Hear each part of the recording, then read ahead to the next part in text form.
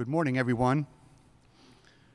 On behalf of Ohio Valley Commissioner Beth DeBush, Site Media Coordinator Kyle Schwartz, and the entire OVC staff, welcome to the Bridgestone Arena in the first and second rounds of the 2018 NCAA Men's Basketball Championship.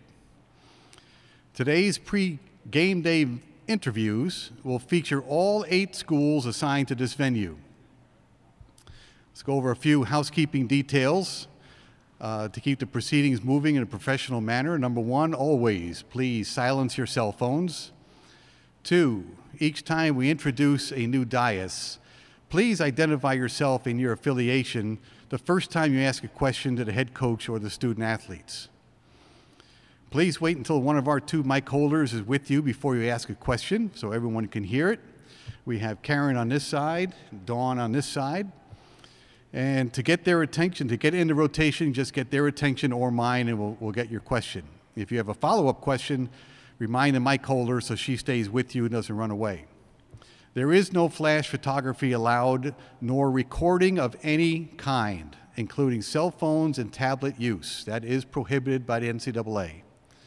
Today's sessions are 15 minutes long for each group of student athletes and each head coach.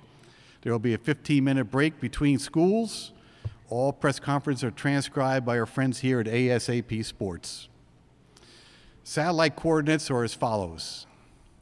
Galaxy 17/19K slot C. The downlink is 120.84.5H as in Harry. I'll repeat, Galaxy 17/19K slot C. The downlink is 120.84.5H as in Harry.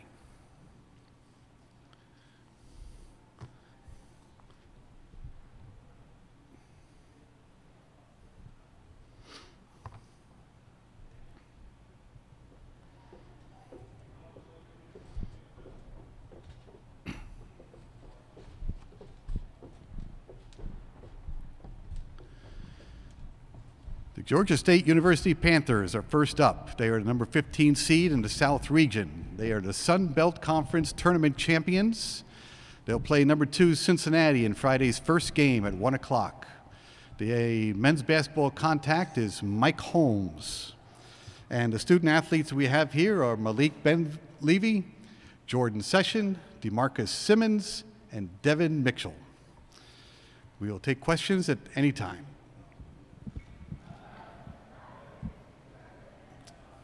Right here, second row. Thank you.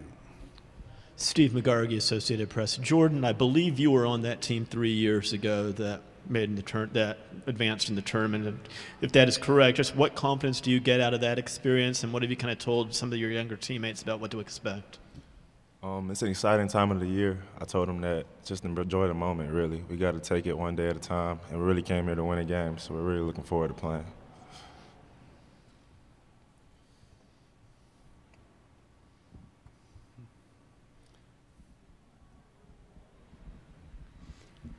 Chris George from the Field House. Jordan, how do you compare DeMarcus with RJ?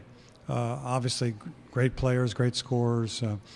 Maybe they do their thing in a different way, but could you kind of explain and contrast their games? They're both good players, like you said. They both affect the game in a lot of ways. I feel like DeMarcus is more of a high-energy guy, whereas RJ was a more high-volume shooter. So they both impact the game in a great way. They both have the ball in their hand a lot, and they both help everyone else get involved. So they're both really good players. Obviously, I'm playing with DeMarcus and RJ, but it's hard to compare 2 different guys. They're both just really great players.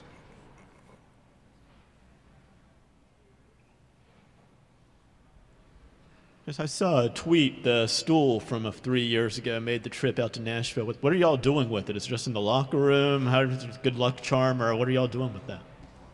Malik and DeMarcus, go ahead with that one. To be honest, I really don't know about the stool. I seen the tweet, but I guess we'll use it as good luck.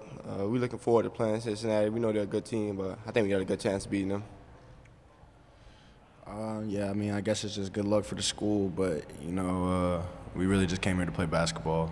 You know, that's pretty much it.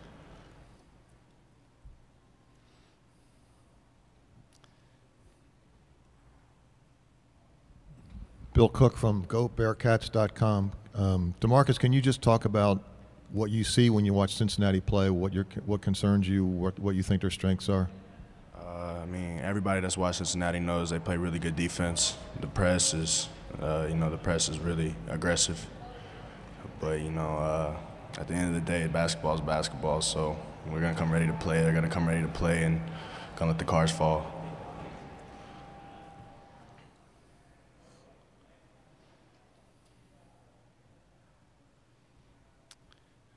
Yep, back row, thank you.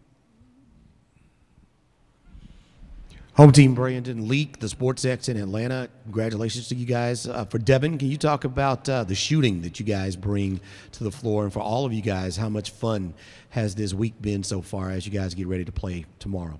Devin, start off, and then we'll go to Malik. We're a three-point shooting team. We led the Sun Belt in three-point shooting. Jeff Thomas is a good shooter. Myself, Malik, and the rest of these guys are really good at stretching the floor.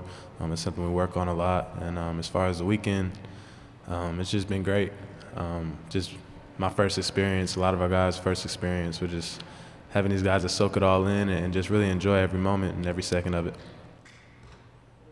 I think three-point shooting has been a huge strength for our team, being able to stretch the floor with a great player like DeMarcus, getting to the cup, finding us. So that's been really the reason we won in a lot of games this year.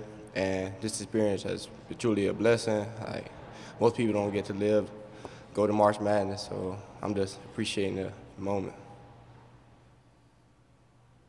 Hi, Terry Nelson, Cincinnati Sports Radio.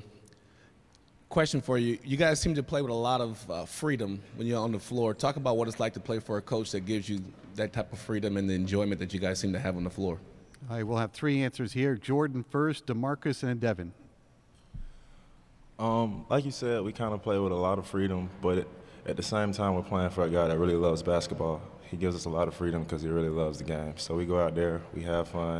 Of course, we mess up, he gets on us, but we still bounce back, and we just play with a lot of energy. That's what we're here for. We're here to play with a whole lot of energy. I mean, if you're sitting there watching, it looks real free, but, it's a system.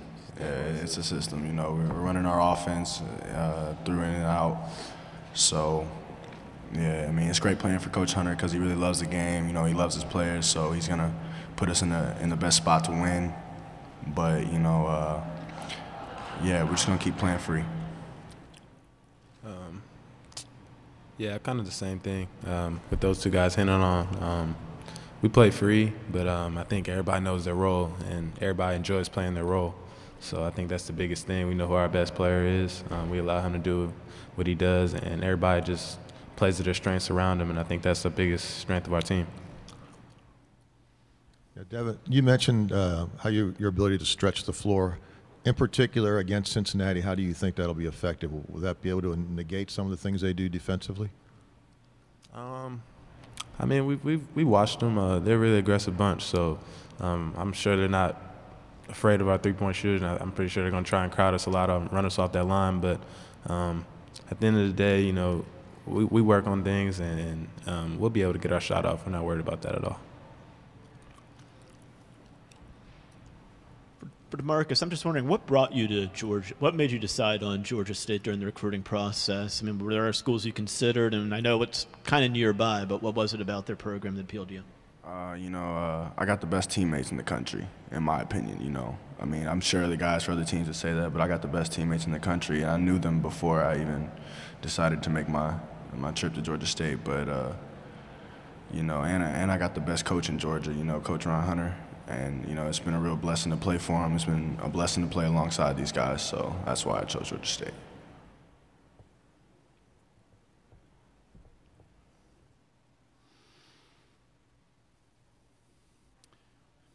Anything else for the student athletes of Georgia State? All right, gentlemen, thank you very much. You are dismissed, and best of luck. Good job. Good job. You got us off to a good start. All right. Good luck. Have good practice.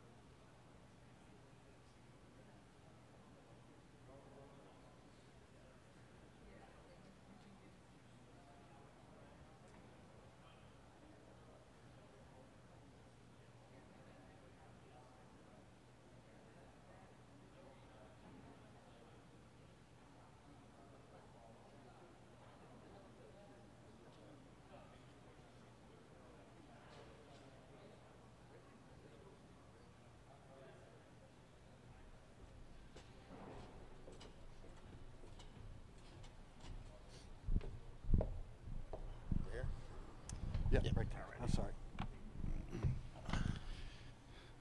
Head coach of Georgia State is with us, Ron Hunter, and we're going to ask him to make a statement first, and then we'll go to questions. Ron, please. Well, we're glad to be back in the NCAA tournament. I know our guys are really excited. I just was asked a question a few minutes ago that I'm embarrassed I couldn't ask, and I'm going to ask my players in about 5 minutes. They told me if I could name 3 country singers, and I couldn't name one.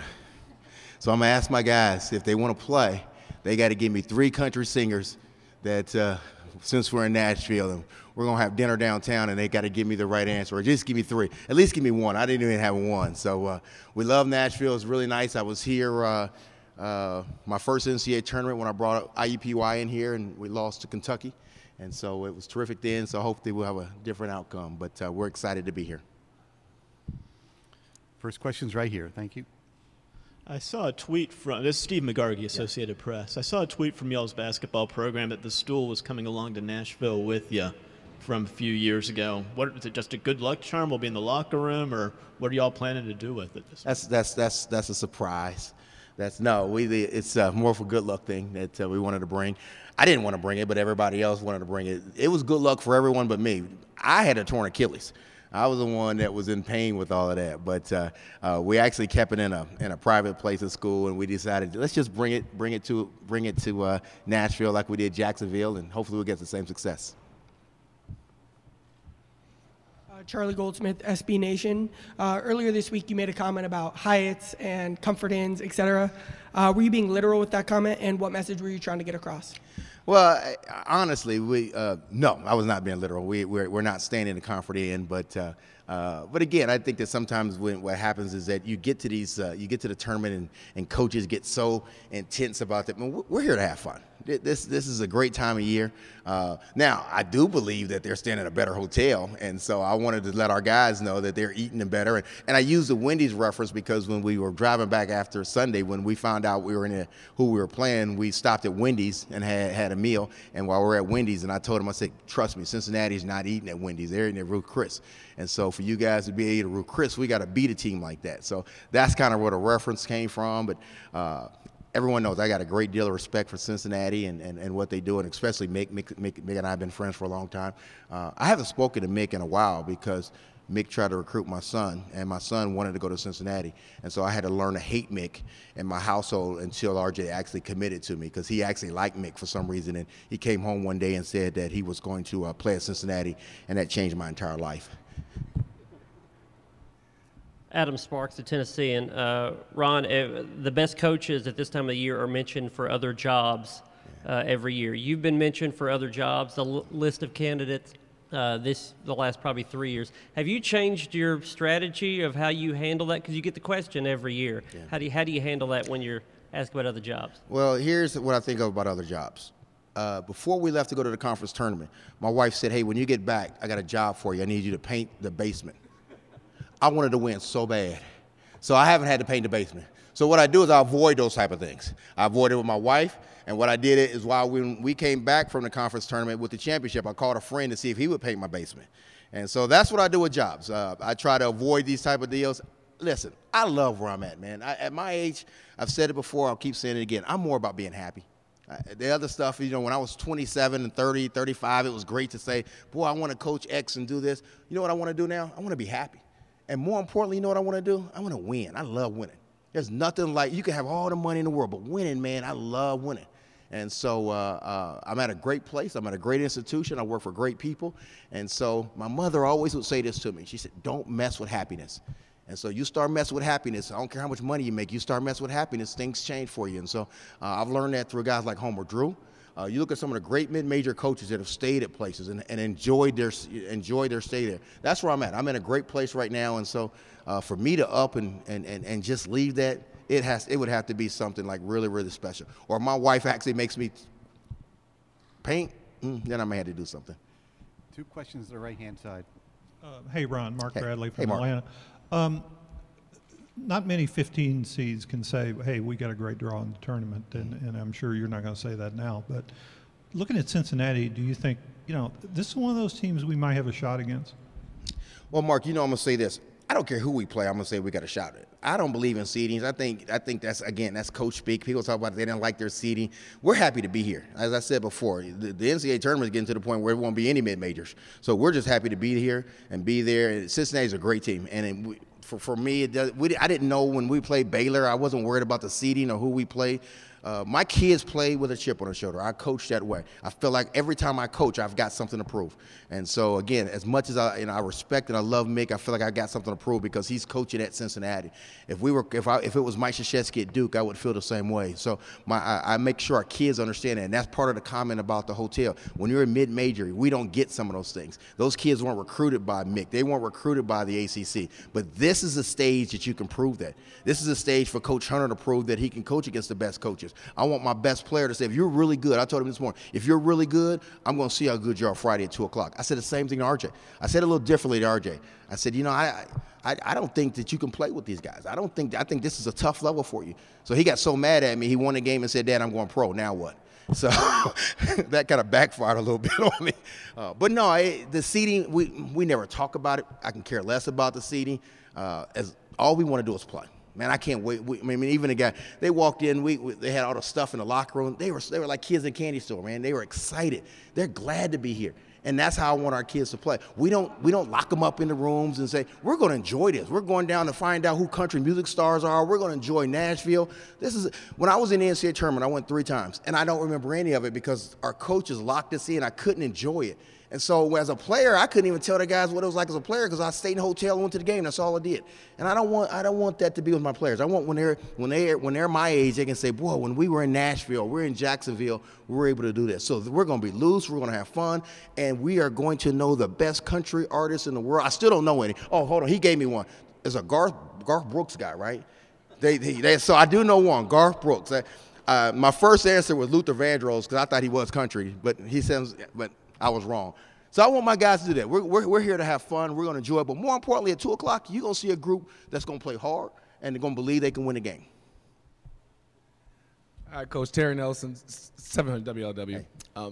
You have a personality and a perspective unlike any other coach in college basketball. Give us a little insight of where that comes from. I'll be honest with you, I don't know. It's just who I am. I mean, you know, one of the things that when I wake up and enjoy life, it's about the whole job thing. You know, when I wake up, I don't have a lot of bad days. I don't like losing. I'll be honest with you with that. But again, my mom has always raised me that the blessings that you get, enjoy them.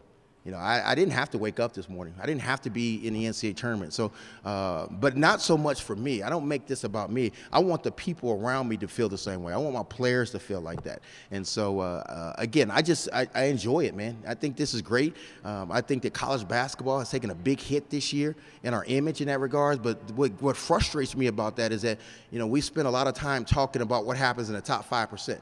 But NCAA basketball in Division I is about us. The mid-majors. There are more mid-majors than there are high majors. We always talk about the one-and-dones. Like, we get so much media attention about one-and-dones, and that's about 30 kids a year. What about the other 5,000 kids that play, that really enjoy it? I was one of those 5,000 that played. I played with a guy named Ron Harper. He was a great player. You know, he played professional, but the rest of us did okay. And so it's okay. I mean, Ron made a lot of money and didn't give me one dime, but that's okay. But still, it's about just enjoying this. And that's what I want to make sure, not just about me, that I make sure that our kids enjoy it. That the people at Georgia State, that we all enjoy this. It's just not about the coach or one player, but it's about all of us. Hi, Coach. Shannon Russell from The Athletic. Hi, Shannon. One of the hallmarks of UC is its defense, and they come in with, you know, high rankings and blocks, perimeter defense, pretty much everything. How do you prepare your team to face a team like that with such strong defense? I'm going to tell you what I told my guys last night. Boy, Cincinnati's really good. We don't have a chance. They're good. They're defensively. If you look at their numbers, they stop people. You only shoot 27% from the three-point line. They're physical. They're well coached. They have no flaws. And honestly, they don't. They're really a good basketball team.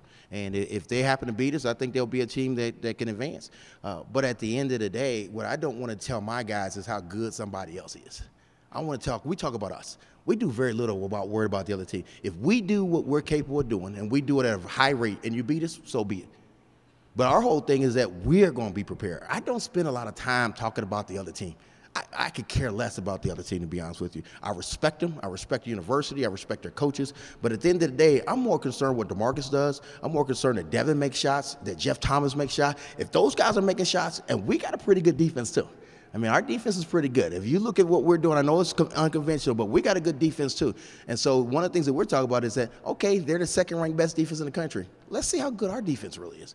And so that's what we're talking about. And so I don't spend a lot of time worried about what other people do, because my job is to make sure that we're doing what we're supposed to do and to be as best as we can on that particular day. We have 5 minutes left in this session. Next question's right here. Alex Scarborough with ESPN. Coach, I know you made it, but how concerned are you with the number of mid-major schools making the tournament of late? I'm very concerned. I really am. I think that the funny thing about the NCAA tournament, what's made the NCAA tournament are the upsets, the mid-majors, the VCUs getting to the Final Four, what Butler has done. We kind of forget about that type of things, and I just think it's terrible. I think that at the end of the day, you know, when you look at the number at larges that have been given to mid-majors, there's one thing that I'm not an analytical guy. I know they use analytics and they use the RPI, but one thing we've taken out the room is common sense. Common sense has been taken out there. Middle Tennessee should have been in this tournament, period. Okay, and I think that's the problem. And this is a Power 5 tournament. We understand that. I prepare, the way I coach now, I coach completely different than I did 10 years ago. I coach my guys to get ready for 3 days in March. And it's too bad, because when I was a player, conference championships were something that was really important. But I'll be honest with you, mid-majors, no, it's not. What's really important is getting these kids to the NCAA tournament. So we don't even talk about, for the most part, winning a conference championship. What you want to win is those 3 days in March.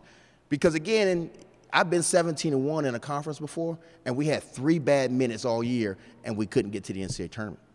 And there are Power 5s that can go 8-10 in their league and still get in. And I just think that's completely unfair.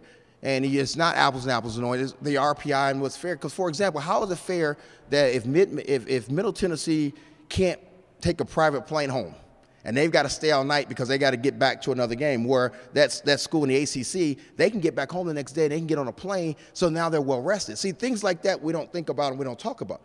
And so that's a huge advantage for a Power 5 team that mid-major just can't do. And then we get in a room and then we're judged by it. Just like when it talks about scheduling. At the end of the day, no one's calling Georgia State and Middle Tennessee to come and play at our places. And so I just think that the system is wrong. I've said it before. I'm on a number of committees, and the people, ADs and presidents, have heard me say it. It's wrong. But again, that's the life we live in, and that's what every mid-major coach has to understand. Coach Brandon Leach, SportsX in Atlanta. Your thoughts on your roster is comprised mostly of kids that are from the Atlanta area, and this being the only team from Georgia making it to the NCAA tournament this year. Just talk about the talent pool that is in the state of Georgia and how you do so well in getting those kids to believe in what you do downtown Atlanta. Well, that's one of the things that I really love. I love the fact that we're in the tournament, but I also love the fact that our kids are from Atlanta and from Georgia. When I first took the job, it was interesting that people said that we couldn't recruit, the Georgia kids or Atlanta kids wouldn't come to Georgia State. And now 11 of our 13 guys are from the state of Georgia or Atlanta. And so I think when you're in an urban institution and you do not recruit local kids, I think it makes no sense. Absolutely no sense at all. We did the same thing at IUPUI when I was at Wisconsin, Milwaukee. We did the exact same thing. I just believe if you're in an urban institution and you can't recruit the kids in that city, then there's a problem. And so it makes it fun that our guys, they all played against each other in high school. It makes it fun for the fans. It makes it fun for the media because they're kids that they know. And I think that's really important. Now, can I ask you guys a question? Can you give me 2 more country stars that I could talk to my guys about? Because I'm embarrassed to go tell my players that I only know, is it Garth Brooks, right? Garth Brooks is one. So if I could get 2 more, somebody could just send me 2 names, I would really appreciate it, because I don't know. You got one? Who? Keith Urban. What is he? Okay. Is he? Oh, good for him. That's a good deal for him. So I got 2 of them. Okay. Ted McGraw? Oh, I thought he was a pitcher. His dad was a pitcher. His dad was a pitcher. Oh, yeah. See, I didn't know that. I knew McGraw pitched somewhere, so that's 3. Yeah. So I'm going to go talk to my guys, because I guarantee you they won't know any of those 3 names. If it's not Tupac or something like that, I guarantee my guys doesn't know. Carrie Underwood, I thought she was an American Idol. Okay, see, I knew that, but so thanks, guys. I appreciate it. God bless everyone. Enjoy the tournament. Thank you. Best of luck. We'll see you tomorrow. University of Texas will be up next at 11:05.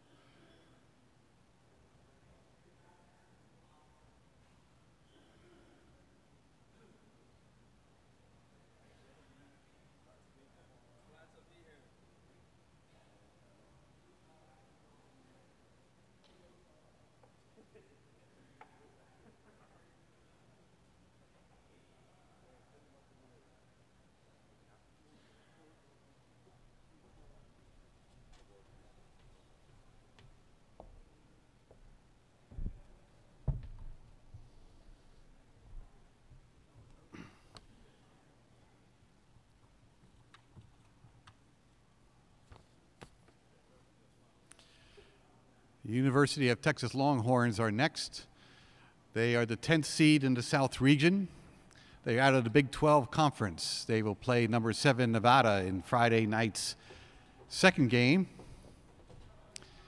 The men's basketball contact is Scott McConnell, and the student athletes representing Texas are Matt Coleman and Mohammed Bamba.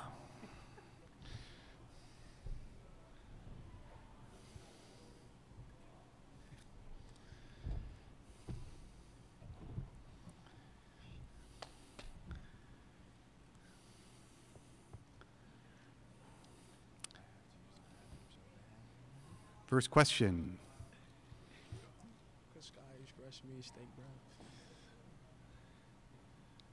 need this pick though. This pick might be tough smell. Said I need this pick. This pick might be tough. Right there. Thank you. Mo, you said you're 100% healthy. How nice has it been to have a week off before this game? Oh, it's been very nice.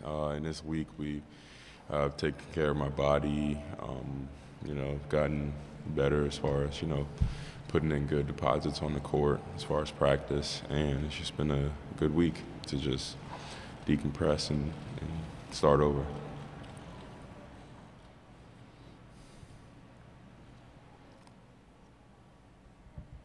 Daryl Modi, Nevada Appeal. Mo or Matt, both. Your coach talked earlier this week about some of the challenges Nevada presents in terms of having kind of a positionless offense and a positionless defense. Is there any team in the Big 12 you faced or any other team that kind of gives you guys that same look offensively? Matt, you're first, then Mo. Not really.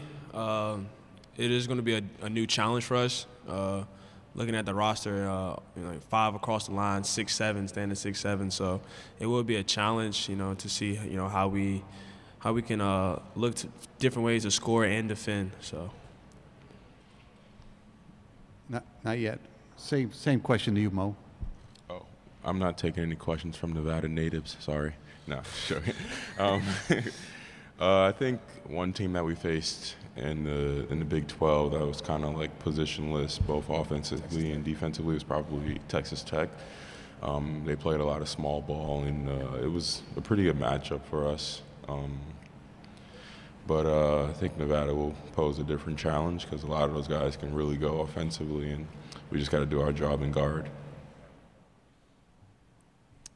Chris Johnson, Sports Illustrated. Mo, for you personally, what is the importance of playing in the NCAA tournament for Texas, and what would be the importance of winning a game in the NCAA tournament for Texas, and potentially more than one game? Oh, this is what we sign up for. This is what, at the end of the day, this is what we imagine when we first sign our names and our initials on the letter of intent. It'll mean the world to us, and we know we got to do our job. Small victories lead to big victories, and hopefully we'll be cutting down nets.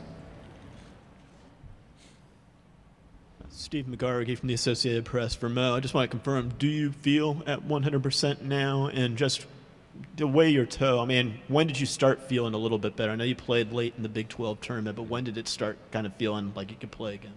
Probably like a couple days prior to playing against Texas Tech. I was close to 100%. As I feel great feel good in practice, so I'm just happy to be out there.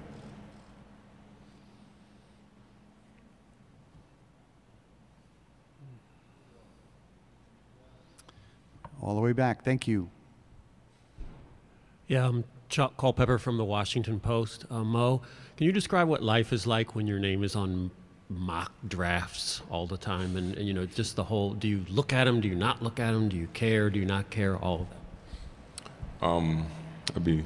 It's like almost impossible to not know where you are in the mock draft, because people always saying like, oh, Mo, they have you projected at so and so, and I'm like, oh, cool.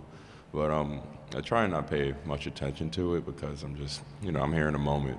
I'm not quite there yet. I'm living the moment. I'm living in the NCAA tournament, and I think that's honestly the key to success. Because when you start thinking about things, long term and down the road, that's when your mind gets clouded with just things that won't help the team. So I try to live in a moment as much as possible.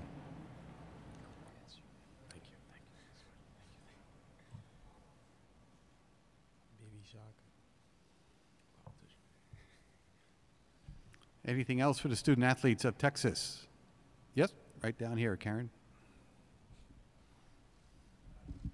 Yeah, Mo, if you had to identify one area of your game that you feel like you've developed the most since, I guess, during your time at Texas, or perhaps it's more than one area, what would those be? Well, you're talking about intangibles or just like a game skill-wise? Here it comes. I would say both.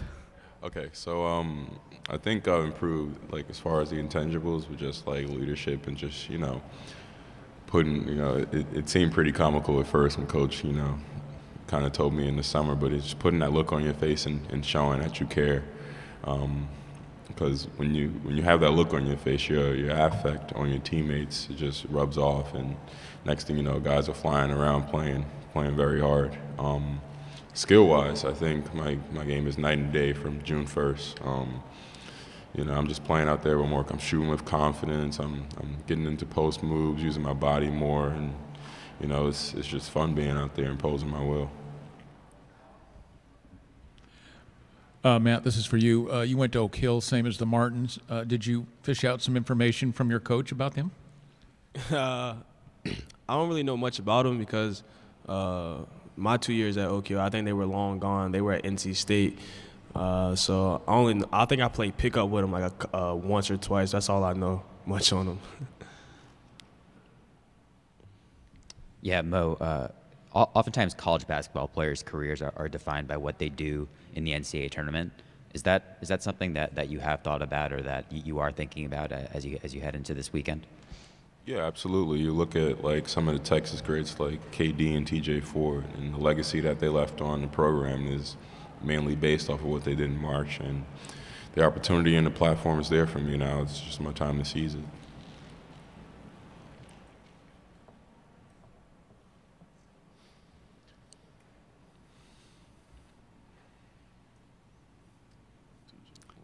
Yes, and go right ahead. This is for both of you guys. So Texas hadn't been to a Final Four since 2003. What would that mean for you guys to take Texas back then for the first time in like 15 years? Matt, lead us off, please. It would be an unbelievable feeling just to be a part of the team, to actually, to say like we made it to the Final Four, and to do it. It's bigger than just us. It's for Texas basketball, for the city of Austin. It'll just bring a different dynamic to Texas in general.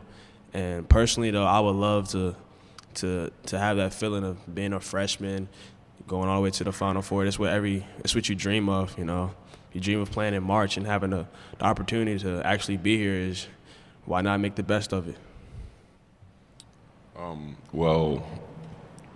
Excuse me. That's all very nice, but I think we got to take it one game at a time and not overlook any opponents. I didn't even, normally I make a bracket. I didn't make a bracket this year just because I didn't want to overlook anybody, and I want to focus in on our task at hand. But it'll be a great feeling, one of the best feelings in the world, I'm sure. We have 3 minutes left in this session. Next question's right here. Yeah, Matt, they have some big guards, but overall, up front, you guys are a lot bigger than them with Mo and Dylan and Jericho. How important will it be to establish the big guys early and often to try to take advantage of that size advantage? Yeah, Matt. As a point guard, I always want to find ways to get my big fellas involved here. So I'm going to do everything I can to, always make sure their presence is felt offensively and defensively. If that's getting them the ball, making them run the floor, just getting them involved. Because I've seen that we have very, very, very good bigs, and why not use them?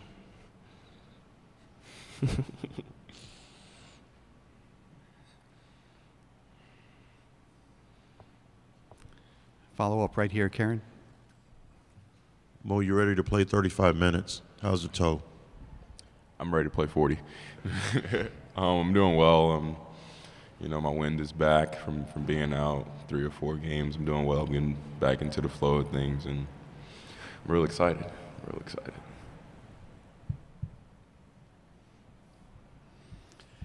Okay, gentlemen, thank you very much. We'll dismiss you, and best of luck. Thank you.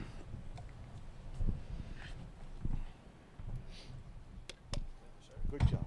Really good job. Good luck.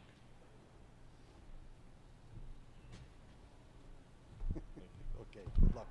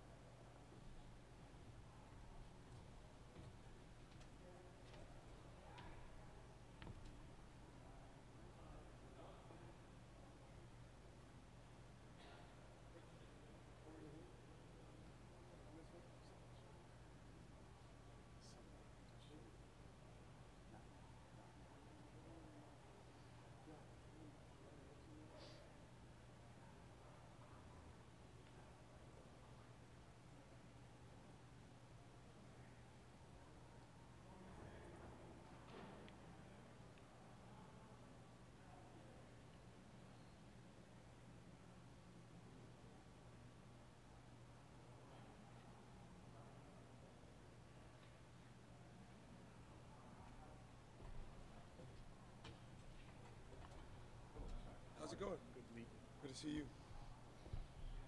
Welcome to Nashville. Thank you.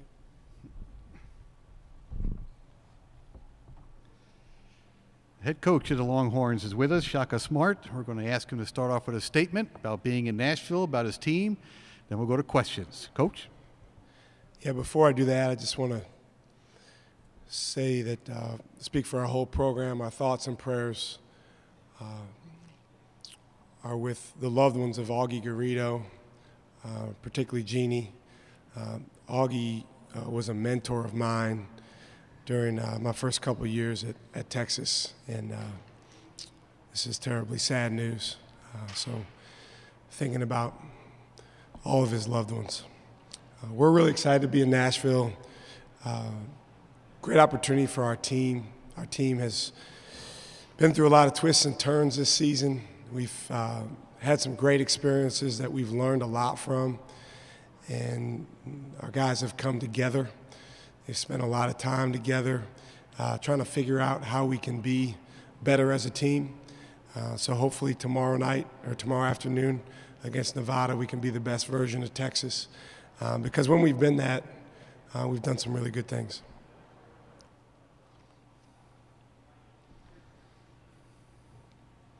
First question's on the left. Shaka, Mo from the San Antonio Express-News. You look around, obviously there's a lot of talent around here, but Mo is a guy that looks like, a potential lottery pick, maybe has the most untapped potential. Does he really need to step up and assert himself and sort of prove something, maybe to everybody else, but especially sort of to himself, because since he's been out and kind of banged up the last few weeks? Well, one of the reasons that he wanted to play college basketball so that he could play in the NCAA tournament. And now he's here. And Mo's a great team guy, so he's here with his teammates. He's enjoying the experience. But you're right. When that ball goes up in the air, that's what it's really about. And he's very motivated. One of the things that we've tried to help him understand this season is some of the guys you're going up against on a night-in, night-out basis, they're a lot better than maybe you thought they were coming in. And he's had some humbling experiences going back to November when, guys have gotten the better of him on certain plays or even over the course of a game. So I think the first step against Nevada is understanding who they have and knowing what he has to do to be successful against them along with his teammates. But he's motivated. In terms of having something to prove, he better. I mean, that's what this time of year is all about. If you don't have something to prove, there's something wrong with you. In terms of potential, I mean, we knew this when we signed him. Whatever NBA team drafts him will know this. Mo is years away from being the player that he will be. But he's pretty darn good right now. And he's someone that can dominate a game on the defensive end. He's someone that can dominate a game, rebounding the basketball, and he's gotten better and better offensively. So we just want to help him be the best version of Mo tomorrow, and that will go a long way into our team playing well.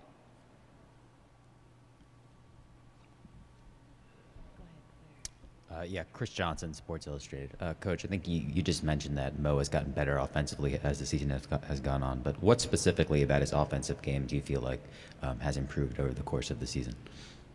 Well, right up until the day he got hurt in our game at Oklahoma in mid-February, but he was spending a lot of extra time on his shooting, on his post moves, free throws. He was doing a lot of extra work, and it was starting to pay off. It's interesting because certain people in our local media were giving me a hard time about him shooting threes, but he actually had a 3 or 4 game stretch where he shot over 70% from the three-point line, got fouled shooting a three, went to the foul line, made his free throws. So he's gotten a lot better with shooting. His feel around the basket when there's traffic, when he has multiple defenders around him, has improved.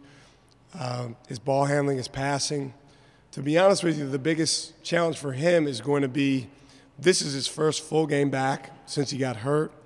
So kind of getting back into the rhythm of where he was and being as aggressive and assertive as he possibly can be, because playing against a veteran team, a team with a lot of toughness and aggressiveness like Nevada, he has to be that in order to be successful.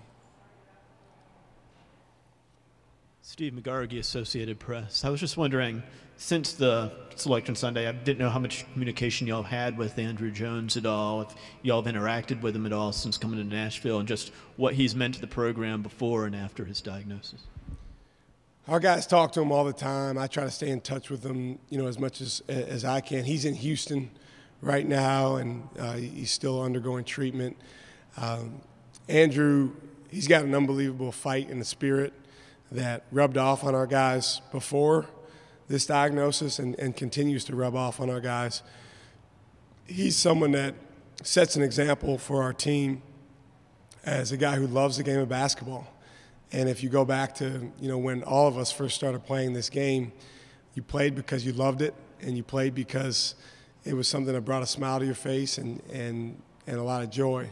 And Andrew's always been that way. The game's been taken away from him temporarily. We're all hopeful that he can beat this disease so that he can become the basketball player that he wants to become again.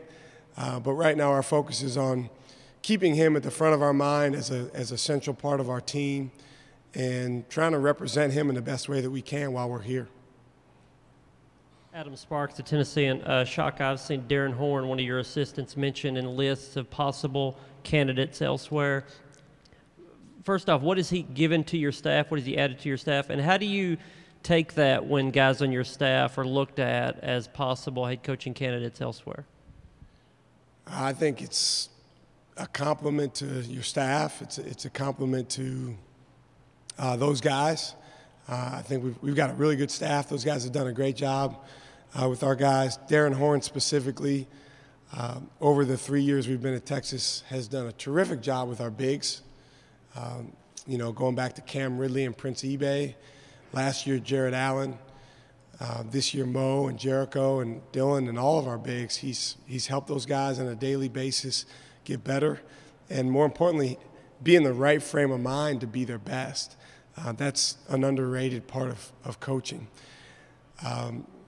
When guys from our staff, and we haven't had anyone yet at Texas, but we had 4 at VCU, go on and get head coaching jobs, to be honest, that is up there right next to players going on and reaching their ultimate goal for me as the thing that I get the most joy and excitement out of.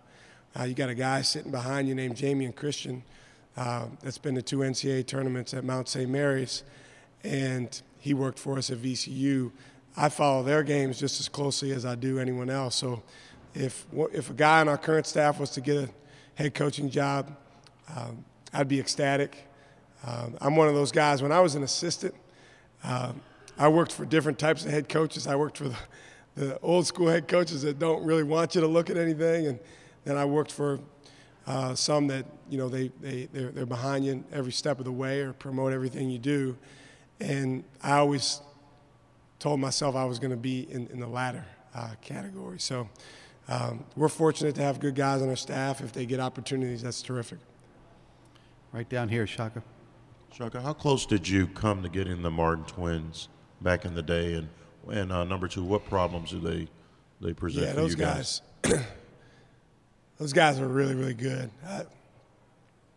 I don't think I could count. I mean, I think I could count on one hand the number of guys that we've played all year long, and you know the schedule we've played, Cedric, that are more dangerous than those guys. The challenges that they present, they're extremely versatile. They both play every position for them because of the way they play, but both of them, their natural position is kind of small forward, big wing. It's the one spot we don't have. You know, that was we had a pretty good one last year that has since moved on. But so that's the first thing, is just matching up with them. And then Caleb is a phenomenal scorer. He's always been wired to score. He's extremely confident.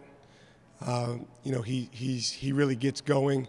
His first step is very, very fast. Cody is as versatile as there is in college basketball. He literally can do anything you ask a guy to do on the court: rebound, defend, play point guard, initiate offense, shoot, drive, post up, whatever you need. We didn't come very close to getting them. I wish we would have. Those guys would have been all-time greats. I mean, their jerseys would have been up in the rafters if they'd have come to VCU. They probably would be up in the rafters at Nevada.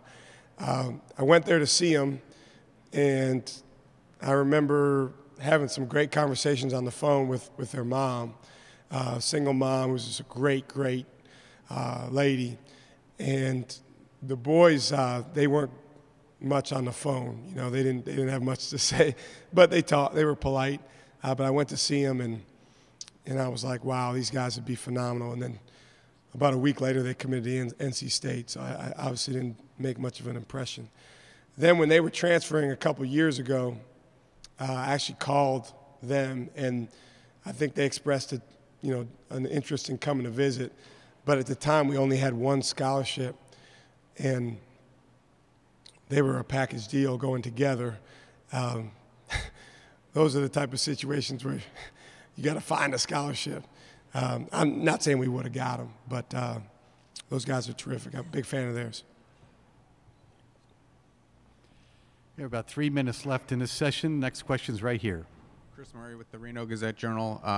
You just mentioned the Martin twins, but Nevada obviously has two other all-conference players, in Jordan Caroline and Kendall Stevens. Is there a player who is maybe the heartbeat of this team, or the player that makes the team go? Well, I think Caroline is as much of that as anyone. I mean, it's hard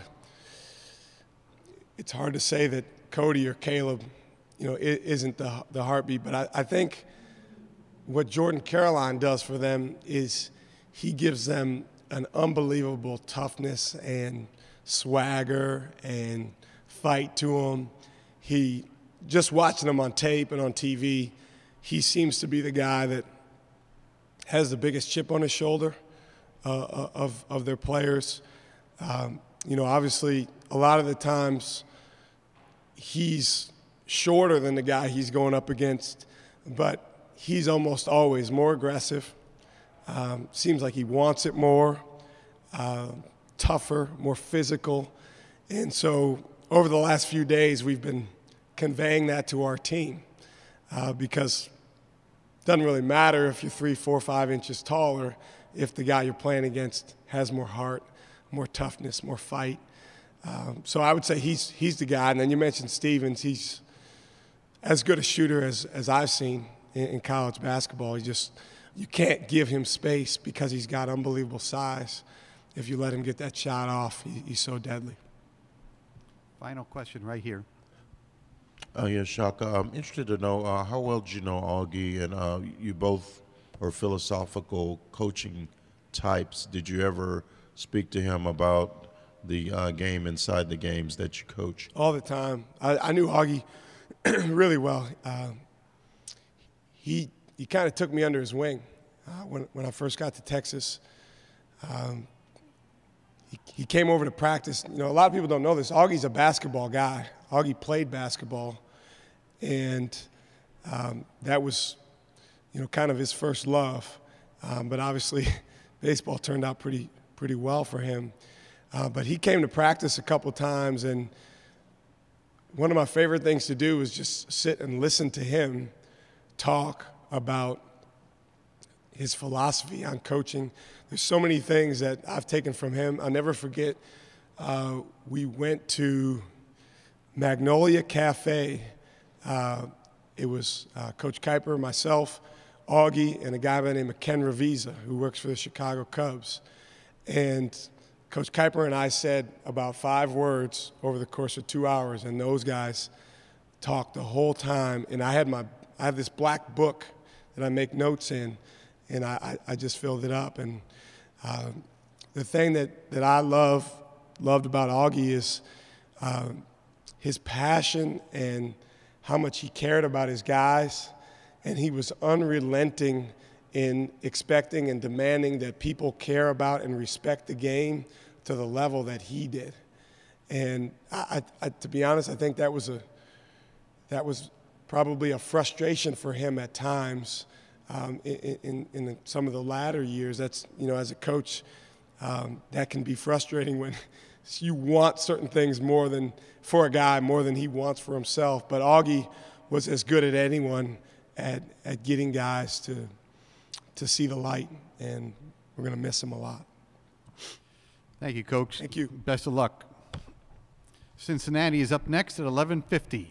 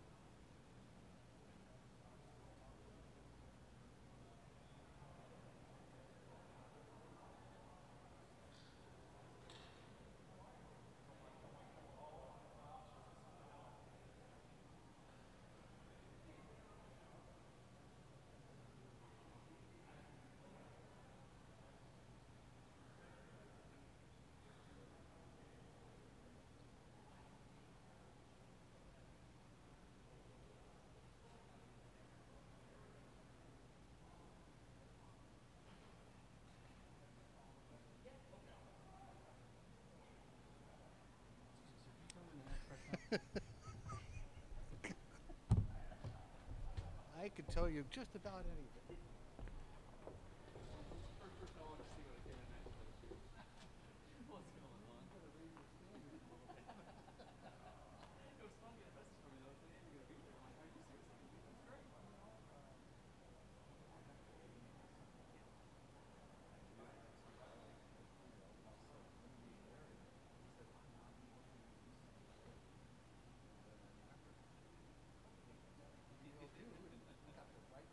That you did?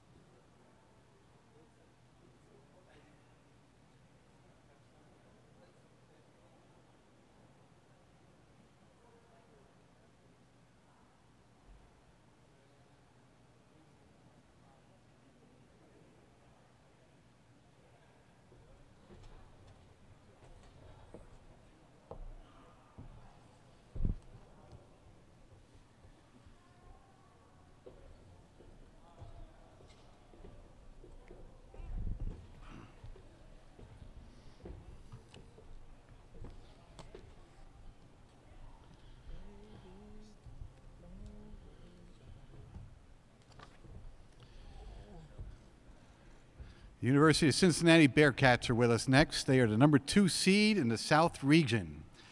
They are the American Athletic Conference regular season and tournament champions. They will play number 15 seeded Georgia State Friday's first game at 1 o'clock. The men's basketball contact is Andre Fauser. Questions for the 3 gentlemen from Cincinnati?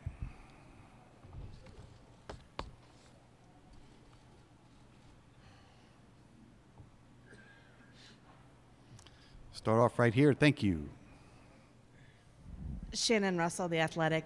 Gary, you guys are ranked 9th in the country in blocks. How critical do you think that is to your defense? And is it something that's just innate in you guys, or is it something that you really try to focus on? I think we really focus on it. Our big guys definitely take pride in the blocking shots. Cal's always yelling at the guards not to foul low, because it takes away a block. Most of them are the easier blocks that we probably could get if they don't foul. But it's one of those things where if our guards get beat, we got to be help side, ready to rotate and block shots.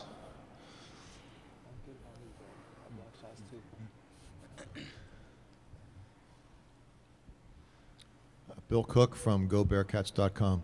For Kyle and Gary, Mick mentioned yesterday that you guys thought about the loss to UCLA last year all summer and all season long. Was he overstating the case, or how much have you thought about that, and how much of a motivation is that now? Kyle, you're first, please. All right. Yeah, that's definitely a correct assessment. I mean, we were very disappointed about that, but I think with our loss and the defeat that we felt over the summer, I think it taught us how to win. I thought it taught us how to prevail. So, and it brought us together. It made us a more cohesive unit. So I'm just excited for this year, and we're just going to keep on playing together. I agree. It takes a while to get rid of that one. To play so well, the first half, and then to run out of gas the second half. I think, like Cal said, it really taught us how to win as a unit. A lot of guys, that was on that team are still here. So, it always plays in the back of our heads, and as we get ready for, the tournament to start again, we just going to keep pushing. Terry Nelson, Southern on WLW. What's up, guys? Jacob, a couple years ago, you had a coming out party versus St. Joe's. What do you look forward to coming for this tournament? And for the other two of you up here, Kyle and Gary, this is your last time around. What also do you look forward to in this last tournament that you're going to be in? We'll start with Jacob, then go to Kyle and Gary in that order. I just look forward to coming out here, playing with these two. It's their last go-round. I just want to try to make it special for them. I know how much it means to them that if we have a nice run in this tournament. And also, I just want to send them out the right way, especially Gary. He's been here for 4 years, had an awesome career. And even Kyle, he's come, changed the vibe around our program and just have us in a positive mood all the time. Yeah. Just to have fun, but to win at the same time. I think those two ideas need to go hand in hand. Because it's a huge stage, and you want to execute and make sure you move on to the next round, but you should have fun with it too. Because like I said before, who gets the chance to do this every day? We're extremely blessed.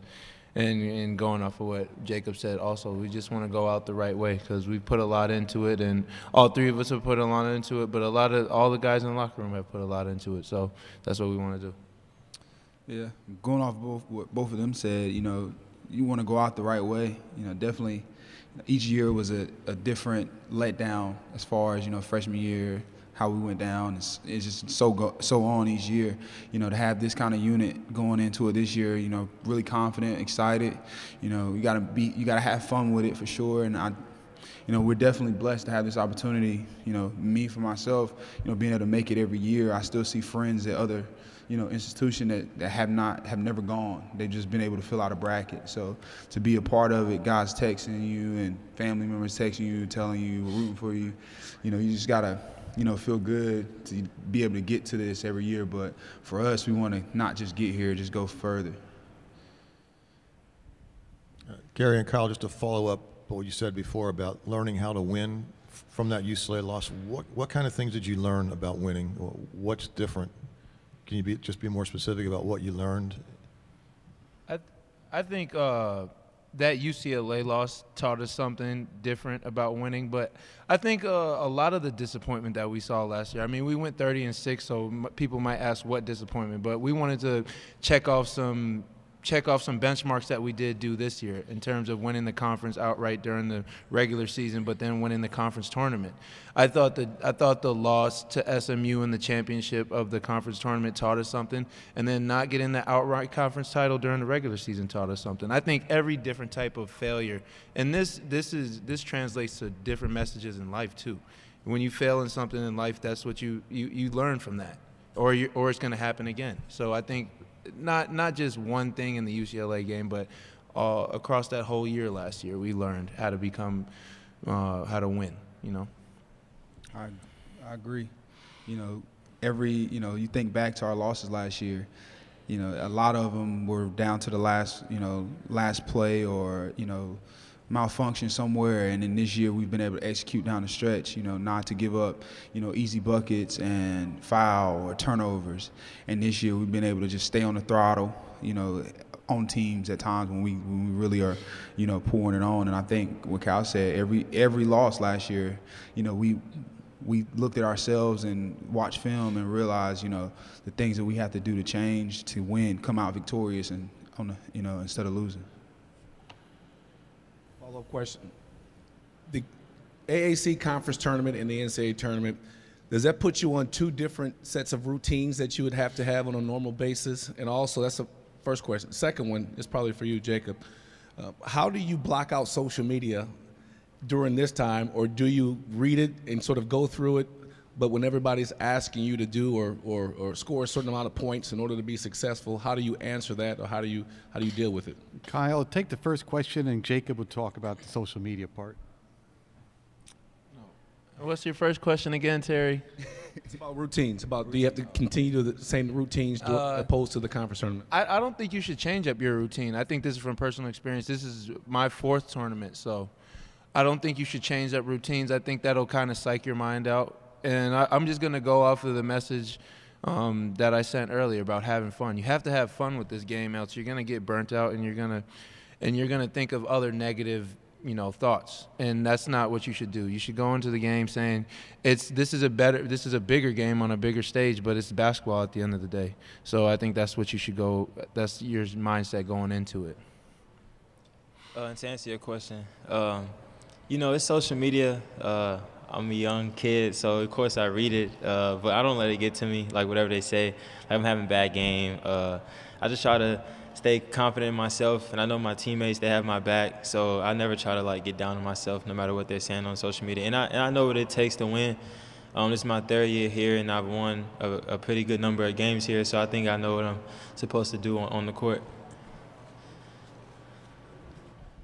Tom Gresham, Cincinnati Enquirer.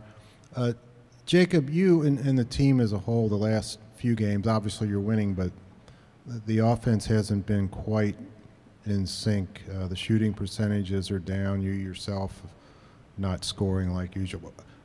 How do you guys get that back? Is there anything you specifically or the team have been working on, and how important is that to get that back? We just back to the basics, taking our time, shot preps, and just making sure that we're reading the defense the right way. Trying to stay away from hard, contested shots, and just moving the ball. We have enough talent on this team to where when we share the ball, then we can score, you know. So I feel like we've gotten back to that these last couple of days in practice, and we're just going forward and also remain confident in ourselves. Charlie Goldsmith, SB Nation. Gary, so earlier this week, Coach Ron Hunter of Georgia State said, like, they're eating at Ruth Chris, we're eating at Wendy's, they're staying at the Hyatt, we're staying at Comfort Inn. But is it strange to see how the perception around this program has changed over the last 4 years? Since I've been here, we've always been like blue collar. You know, I've never had Ruth Chris, you know, as a thing. So I'm not sure where that came from. But, you know, we're the Bearcats, you know. All year, every year I've been here, we've always been, you know, on the other end of that perception. So it's different for me to hear it, but, you know, kind of as a unit, we just, you know, we don't pay attention to that kind of stuff, and we just, you know, we focus on our task every game, and to go out and just dominate, suffocate teams, and just, you know, try to come out victorious.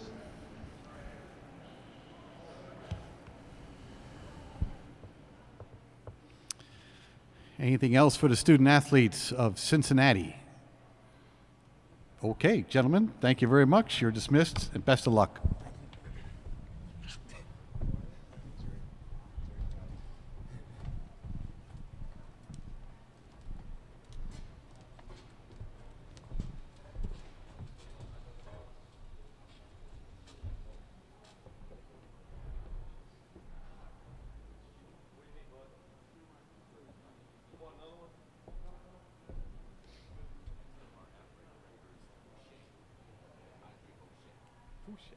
Thank you.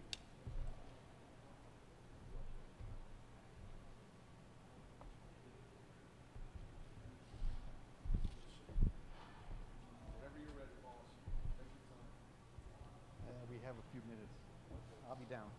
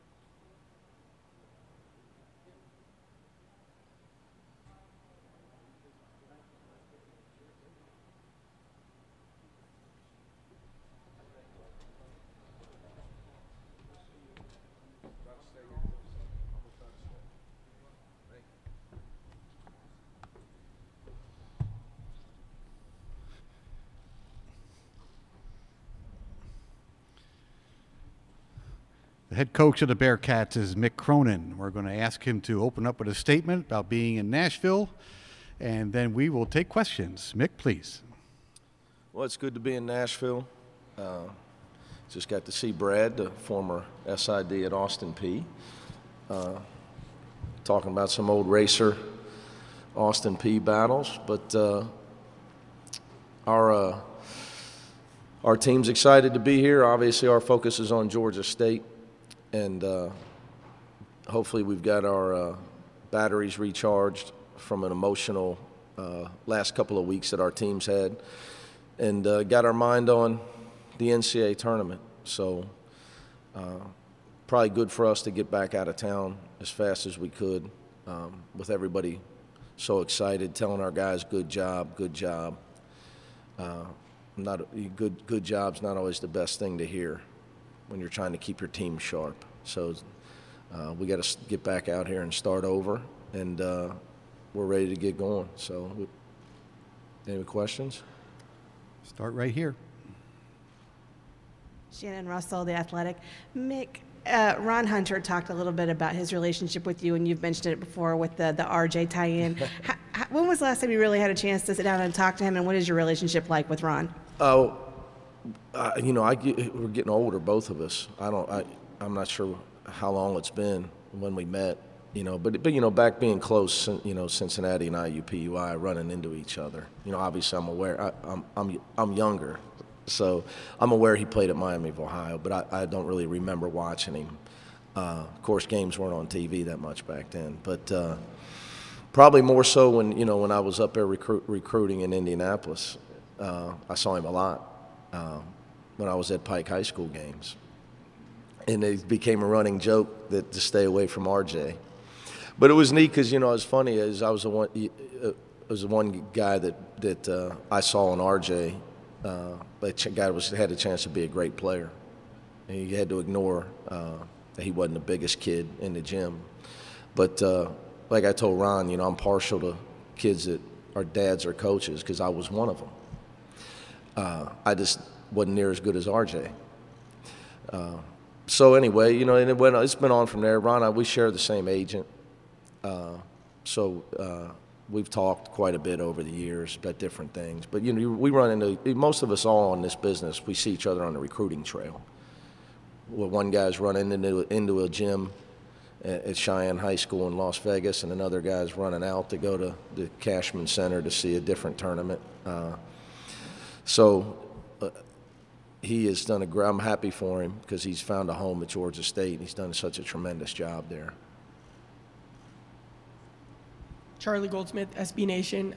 So earlier this week, Coach Hunter gave a little comment about Ruth Chris and Wendy's and the Hyatt and the Comfort Inn. With regards to that, he said they ate at Wendy's, you eat at Ruth Chris. I ate at the Montgomery Inn. Have you ever been to Cincinnati? I'm from Cincinnati, Coach. So which would you go to, Montgomery Inn or the Boathouse? Montgomery Inn. Of course. For the radio show. We need to take Ron there. I was going to say, it's strange to see how the perception on your program's changed. This puts you in a different light, how he said he was seeing you. No, I think, hey, look, all that stuff's fun. Ron's good with the mic. I don't know if it's getting him any endorsements in Atlanta, but I hope so. I don't really pay much attention to all that stuff. As far as, our program, Coach Huggins, what did he come back in '89, Bill? So, I think by '91 we were in the Final Four, and he elevated our program back to national prominence, and so around that time, and it's kind of been that way ever since, despite the change in conferences that we've had, and it's my job to keep it there. Question here on the right next, Mick. Coach Terry Nelson, 700 WLW, how you doing? Good to see you as always, my friend. A lot of hype around Bearcats and Virginia's defense, deservedly so, but this is a pretty good defensive team in Georgia State as well. What kind of problems do they pose? Having not a lot of height, that is. The turnovers, they create over 14 a game. And that's been something that's caused us problems. And I'm a big believer, as you know, in turnover margin is the biggest key statistic that's not talked about. If you hear me talk at a basketball clinic, that's what people ask me about defense. I'll talk to them about turnover margin. It's just sheer numbers. You're going to get more shots than your opponent. The other problem with turnovers, which Georgia State does a good job creating, is then points off turnovers, transition baskets that you can't set your defense. It eliminates your scouting report defensively. We're much harder, just like they are, much harder to score on teams 5-on-5. So they do a great job, as good as any college team I've ever seen, and Ron's obviously teaching it with the Karl Malone. You remember Karl Malone would play post defense, and he'd wait. And as soon as you turn, he'd strip you. Because of their lack of size at certain positions, they're excellent at it. And Kenyon Martin, our own Kenyon Martin, became excellent at it as well as an NBA player. And they just do a tremendous job stripping the basketball defensively. And that's something that's a big concern for us because it can eliminate your height advantage. Therese Walker, the Associated Press. Mick, you're in town. Xavier's in town. You're in separate brackets. Different. You've got the first game tomorrow. They've got the night session. What kind of atmosphere are you expecting tomorrow? You expect some fans traveling, or maybe see some Xavier people coming early just to maybe boo? Yeah. Well, here's what I'll tell you. I have Xavier friends, and so all it did was add to my ticket request because they want to come to both sessions. So, I'm dead serious on that. So it's cost me money, to be honest with you. Because a couple of guys that I owe favors to that are big Xavier boosters, but are friends of mine. So it's going to end up costing me $400 or $500, them being in the same bracket as us, having to buy extra tickets for them. But I will get it back this summer somehow. Bill Cook, GoBearcats.com. You know that Georgia State's going to try to spread you out with their three-point shooting. You've faced teams that have tried that earlier in the year. How have you tried to contend with that, and what kind of success have you had? Well, I think like anybody, it's causes you problems at times, and it has for us. Whether it was Cleveland State, whether it was Tulsa, whether it was Memphis in the first half in the conference tournament, it's a challenge that when teams play small, they're going to do it because they're going to play more shooters, and the bigger you are, the more it puts pressure on your defense. You got to cover out at the three-point line with bigger guys. So we've seen it, but that doesn't mean we're going to be able to deal with it. So we've had some days here to practice, but we'll have no excuse because it's not like we haven't had time to practice. And like you said, we've seen it from multiple teams. Even Houston's a great shooting team. So that being said, I think that they do a great job of spreading you out, but they also have Simons, who's a big-time player, not just a scorer. He can pass, too. So, it all starts with him because if he gets one-on-one coverage, he scores, he gets fouled, he gets layups. Then you start to leave their shooters, and he finds their shooters. So he's a concern. He's as good as anybody we've played against since Trayvon Blewett. Hey, Coach. Ty Richardson, Nashville Sports Radio. You mentioned at the beginning that you don't want your team to get complacent with winning the American Athletic Conference, and you sometimes, when they hear thank you a lot, that can hurt a team. How do you balance that with your team being hot at the right time? Well, I agree with you on that. You want to be playing well, and you want to have momentum. I think momentum's a good thing in any sport. And guys believing, I think you got to go into a tournament believing that you have a chance to win the tournament. It helps if you really believe that. Then I think your commitment level will be higher instead of just being in the tournament, being happy to be in the tournament. So that's one. But two, I think my job's been to focus our guys on putting those trophies in the trophy case and getting back to staying alive here. And to be honest with you, trying to make sure we just worry about winning Friday. I think what's our guys aren't, I don't know our seedings, 5, 6, 7, 8, 9, stuff like that. We haven't been a 2 seed. So, it's a new one. So we've always been really focused on the first game because we're really kind of been playing another team from a conference like ours. So with this situation, it's been a huge concern of mine, making sure my guys don't look past the first round, that they realize that Ron Hunter's won tournament games, that the Sun Belt's won 2 of their last 3 first-round games.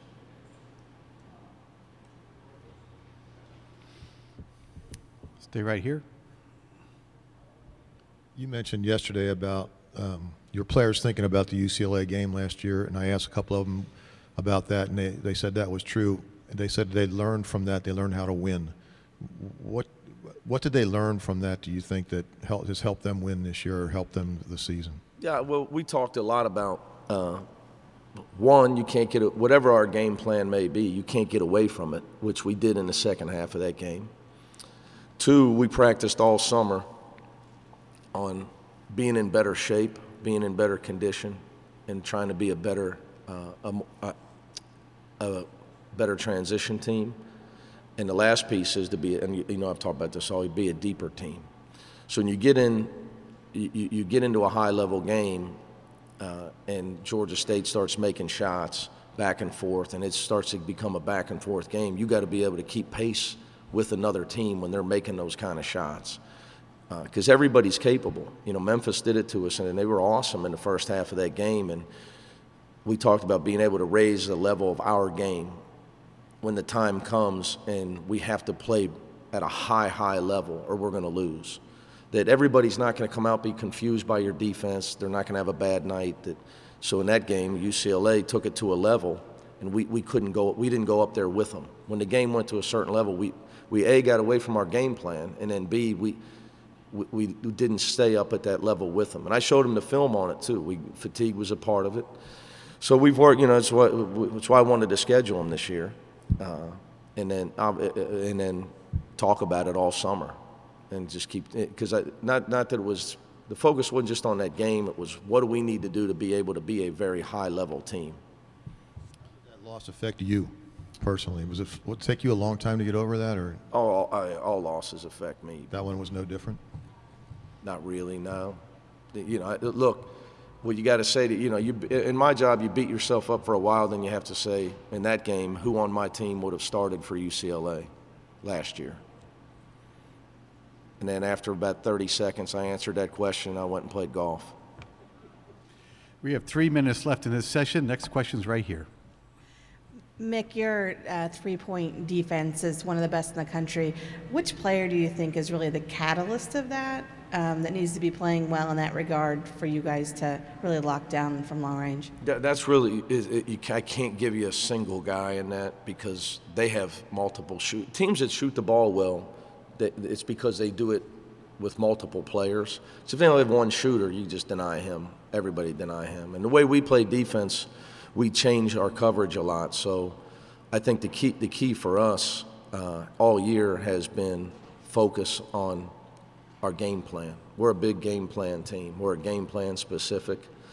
And then what I would finish that answer with is we've shown the ability to get better defensively as games go on, and take, just like we talked about in previous answers, if you need to take, if a team's really hitting hard shots and a guys gets it going, you have to be able to step it up and play unbelievable defense with unbelievable effort, and not just hope a guy misses and almost just force misses, force turnovers. We've been able to do that a lot this year. That's why we have the record we have. Okay, Mick, thank you very much, and good luck. Thank you, sir. Nevada is up next at 12:35. All right, my friend. All right, have a good day. Yep.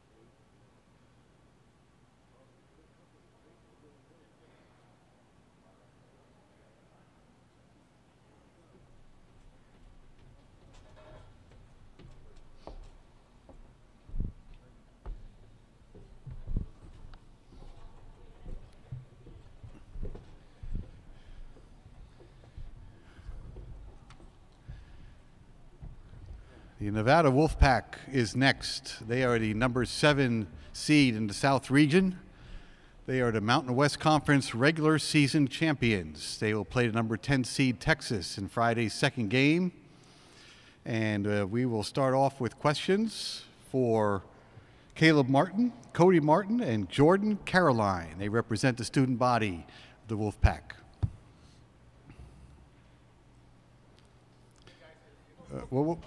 Right here, we'll wait for a mic. We'll get to you next. Go. To both Caleb and Cody, I mean, Shaka was up here earlier talking about trying to recruit you 2 times, kind of. I guess, what was your experience with him the first go-around when he was trying to get you to VCU? And he said you committed about a week after he talked to you the last time, and so he probably didn't do a very good job. Caleb, you're first, please. Okay.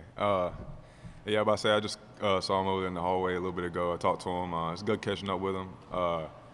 I mean, yeah, he tried to recruit us coming out of high school for VCU, at VCU. And I had one of my old teammates from Team Loader who was there, too, as a point guard, Jonathan Williams. And, I mean, he's just a good dude. I mean, he came and watched us work out a couple of times while we were at our public school.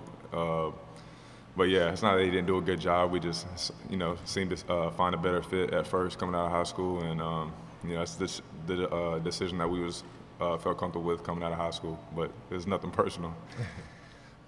Yeah, I mean, again, it was nothing personal. Shaka's a good dude. He always does a good job. I mean, he's great at what he does. But we just felt like this is the best option for me and my brother.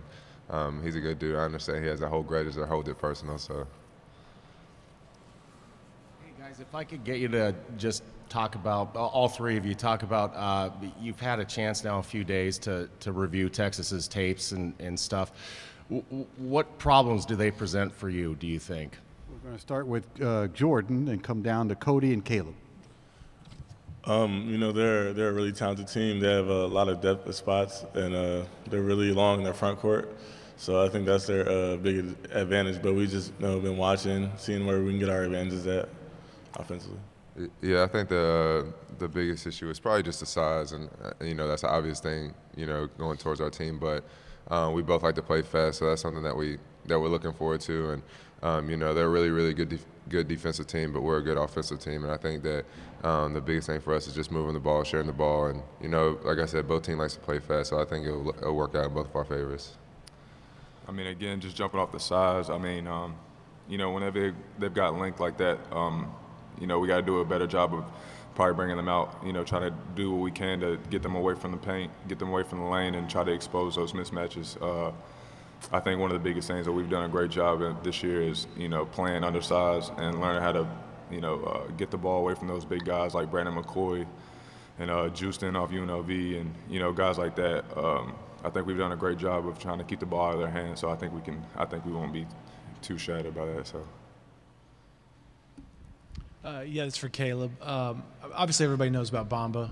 He's not hard to miss out there. But who on y'all's scouting report is a guy that none of us might talk about that y'all are like, we've got to stop this guy? I mean, there's honestly a couple of them. I mean, Roach is a guy. He's a really high volume guy for them. We know Young. He's been playing his best basketball lately. He's been shooting the ball very, very well. I mean, they just got a lot of people. Osakowski, he's very good. I mean, we've read a lot of articles, watched a lot of game film on him. He's one of those players that can change the whole entire momentum of their game. And we just got to make sure there's a couple of guys that we got to wrap our hands around and make sure that we do a great job with them to not let them get going. If I could, for Jordan or Cody, you guys have a lot of transfers on your team, and you're an older team. How much does that sort of help you guys that there are players in the locker room who have been in other places, you've experienced other things, and when y'all put it all in the pot, makes your current team chemistry? Jordan first, then Cody, please. Well, everybody on the team now has been to a tournament, so that brings a lot of experience because nobody's afraid of the big lights. So I think that helps a lot. And also coming from other programs, everybody came here and we bought into we want to win. We put winning before anything else. Yeah, for sure. I think a big thing for us now is having a lot of experience and I know my freshman year when we met running the tournament, that was a big factor that played into being in the tournament, having that kind of experience and understanding that you don't have to start out slow. There's no getting nerves out. You know, something that our coach always emphasizes is always playing hard. You know, try to go for loose balls, playing defense or things like that can encourage you to, you know, get the nerves out. So I think that's, you know, having that kind of experience on our team is gonna benefit us. So. Steve McGargy, Associated Press. For any of y'all, I know you had a great season, but you've go into the tournament having lost 2 of your last 3. Was there a common thread in those last 2 losses that you needed to kind of get squared away heading into this? Jordan, please. I would say, you know, just being ready to play right out the gate. I feel like when we played in the tournament, we kind of got smacked in the mouth, and that's really ultimately what led to that loss. And the same thing when we played at San Diego State, we had some lapses that came back to bite us at the end. Caleb, it's a make or miss business, and you guys make a lot of threes, 40% as a team, which is way up there. There are going to be times when they don't fall. What keeps you guys going? Because you shoot a lot of them, and you know it's a make or miss type thing. So what keeps you going, especially knowing that Texas is so big inside? Mm-hmm. I mean, the main thing that we got to realize, like whenever shots are falling down, we just got to, you know, do a great job of defending people at the end of the day, keeping guys in front of us and learning how to rebound with the bigger guys. Whether we have to double down and box out, you know, take 2 guys to box out, we're going to need all 5 guys to come in and do what we can on the boards. Because like you said, at the end of the day, like, you know, we do live by the 3 a lot of times, but when they don't fall, you know, that's when we have to rely back on our defense and rely back on our rebounding for sure. Maybe for Jordan and Caleb, I mean, the direction of this program has been a step forward every season. Do you feel like the next step in this program's ascension is getting to the tournament, actually winning a game after what you guys were able to do last season? Caleb first, please. I mean, for sure. I mean, I think every program tries to take steps in the right direction of bettering each season. You know, last year they got to the tournament, and then, you know, it seems to kind of be like a little replay of last year. But like you said, I mean, our intentions are always to win the game, and we came to Nashville to win and win a couple games actually. So, you know, we're going to come here with the mindset, you know, we're ready to play just like any other game. We're going to approach that and exactly just better every season. You know, better every season, every year. So. Yeah, and to piggyback on that, you know, you don't want to just keep getting there and losing. You don't want to plateau. So each year we try to get better. You know, like you said, we came here to win a couple games, not just one. So. We have big goals ahead of us.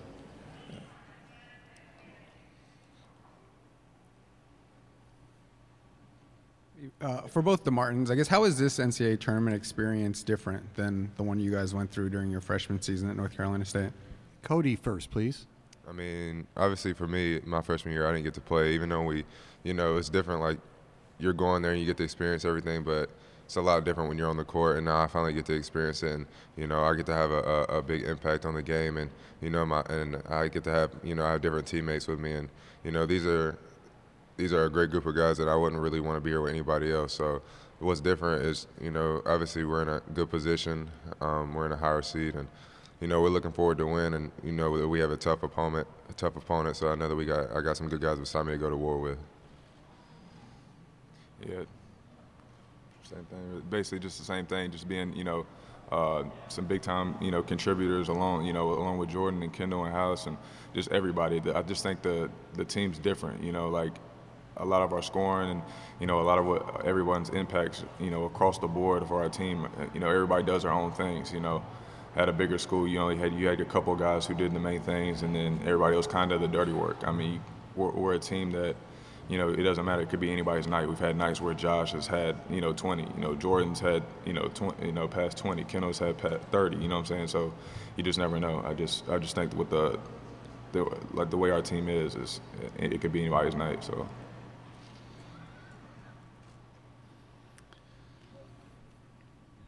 Anything else for the student athletes of Nevada? Okay, gentlemen, thank you very much. You are dismissed.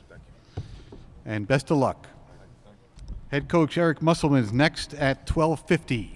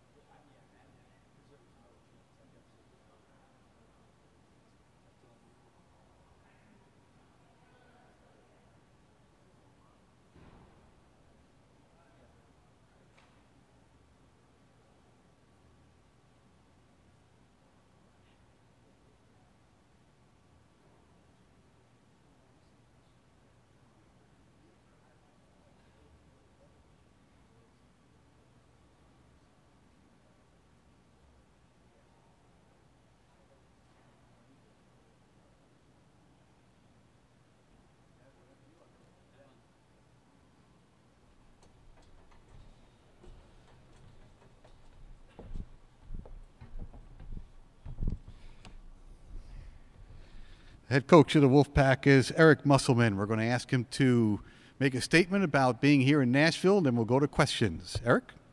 You know, our guys are really excited to be here. Had some really good food last night. Walked in our locker room, have an awesome NHL Predators jersey, which is really cool. Wolfpack on the back. So hospitality's been great, and hopefully, you know, tomorrow afternoon we can entertain everybody here and play the way that we have for most of the year. Coach, the guys just talked about one of the problems Texas can present is that size. Is the game plan to run? Yeah. I mean, that's kind of been the game plan all year. I mean, we're not going to turn into a team that walks the ball up the floor, and you know, we like to say we're cosmetically pleasing at times, getting the ball up the floor as fast as we can and spacing out. And you know, we have incredible respect for Texas and Coach Smart. They're so well coached, and they have great size, and they have players that have bright futures, guys that are going to play at the next level. You know, having said that, I mean, we got to be better than them for one game for 40 minutes, and you know, but yeah, they're long, and we're not. On the aisle. Hey, Coach. Last year against Iowa, you guys were the unexperienced team, and this year coming into this game, you're the experienced team. How did that play in difference in prepping this team for this game? Well, I think in that locker room right now, because we just walked in it, that from an experience standpoint for last year, it was Jordan Caroline, myself, Josh Hall, and Coach Ruda. And then it stops. So, but we do have guys that have played, obviously, Cody and Caleb Martin, Kendall Stevens, and Hallis Cook. So we have some guys that have played under these bright lights, maybe not, you know, with our program, but with other programs. And obviously, I think for Jordan and Josh, it's going to help a lot. But I think once the ball's thrown up, you know, last year Iowa State had a ton of experience, and I do think early in the game it had a big impact. By the time we felt comfortable, they had a lead, and they were too talented for us to come back. Even though we scratched and clawed and got the thing within striking distance a couple times, they just had too many veterans for us to overcome. So, you know, but this year, I mean, Texas plays, you know, like when you go to Kansas and play in the environments that they play in, and, you know, they got incredible amount of experience, even though, I mean, I know, you know, the age of Bamba and Jericho Sims and stuff, but they played in big-time environments. And when you're able to do that night after night, you know, there's no stage too big. Eric, when Caleb and Cody decided to leave NC State, so many teams were interested in their services. Do you remember your reaction when they said, okay, we're coming to Nevada? And also, what problems, what flexibility do they give you, especially in guard matchups, because they're so big? I'll go the second question first. You know, Caleb and Cody create, you know, they're totally different players. They look alike, obviously, but, you know, it's not often that a program can have their starting power forward move to the starting point guard position with 6 or 7 games to go. And obviously, we're still a team evolving with Cody at the 1. But we've been a team that's done a remarkable job all season long at taking care of the basketball and not turning the ball over.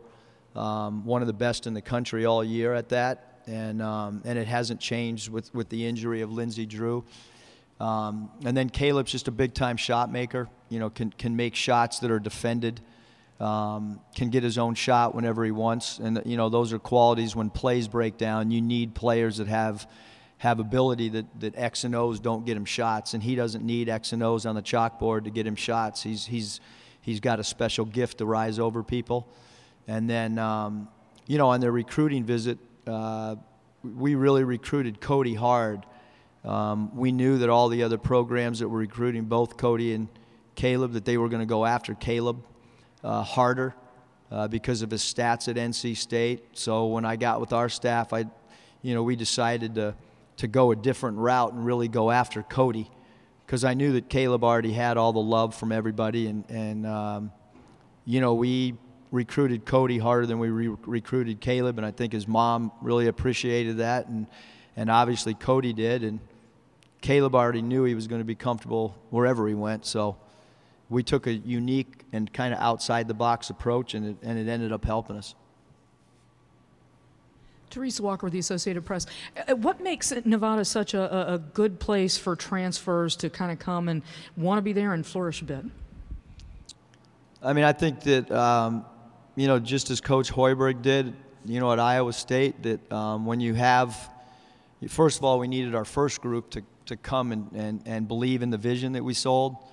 And those guys all had really good years, and Jordan Caroline was part of that first class, and Marcus Marshall, a first-team all-league MVP type of player. He had a season last year that was really good, and now Caleb and Cody, one's MVP, one's Defensive Player of the Year. Jordan Caroline's first-team all-league, and so when you start building that and guys have success, I think it becomes more desirable, and certainly when transfers are on the market now, we have a lot more name recognition nationally than maybe we did 3 years ago, and it's kind of been a destination spot for some guys, and it hasn't had anything to do from a geographical standpoint with us, and probably the neatest thing is when guys come on our campus and see how beautiful our campus is and how much the community rally around the team,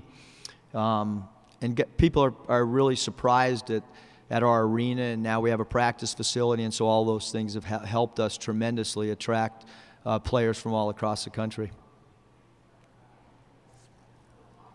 Coach, you've coached at both the mid-major and so-called Power 5 conference level now, and there's been a lot of talk about how the composition of this year's tournament is pretty heavily tilted toward the Power 5. I guess, what are your thoughts on maybe the respect the mid-majors are getting from the selection committee and just the composition of the tournament the last couple of years?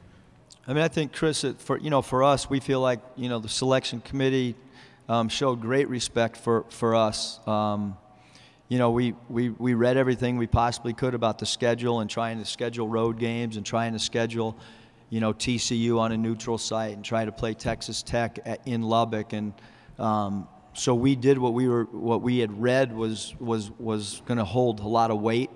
Spent a lot of time on our non-conference schedule, and obviously we didn't win our last game against San Diego State, but we still had garnered enough respect through our body of work in non-conference and regular season conference play, and so I can only speak for ourselves from a mid-major. I think that they did us right. They did what we deserved. I didn't see or feel any disrespect whatsoever at all. Actually, I think that the committee really respected what we had done and how we had done it. We have 5 minutes left in this session. Next question's right here. Coach, you said on Sunday that you hadn't had much of a chance to delve into Texas yet in terms of, through the year. Anything change your mind from Sunday to now in terms of their personnel? Anybody surprise you maybe you didn't know much about? Well, I mean, if you want to do a quiz on each guy, I know everything about every guy on their team right now. Obviously, the first thing that you see is their size with Bamba and Jericho Sims, and Roach's athleticism. He's improved his three-point shooting. Coleman does a great job of jumping in passing lanes defensively. He's really a tough cover in transition, gets in the lane, has floaters. And then obviously Dylan at the 4 spot can shoot the ball.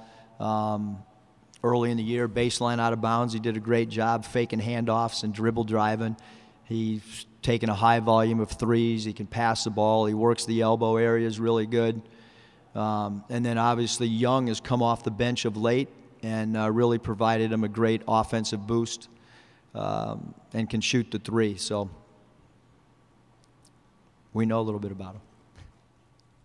Do you feel like your team has taken a different mindset and confidence into this year's tournament than last year's? I think last year we were really happy to be here. There was celebration, so to speak, the whole time.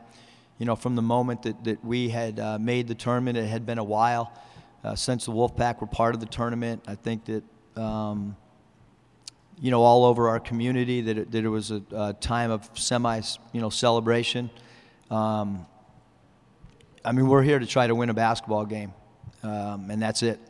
You know, I mean, we are happy and everything, but I don't see guys tweeting stuff out like that we did last year. I don't see the cameras going all over the place, taking pictures of everything. I think that, you know, we have a business-like approach, respecting Texas incredibly, but coming here with the mindset of, you know, we're trying to win a basketball game tomorrow.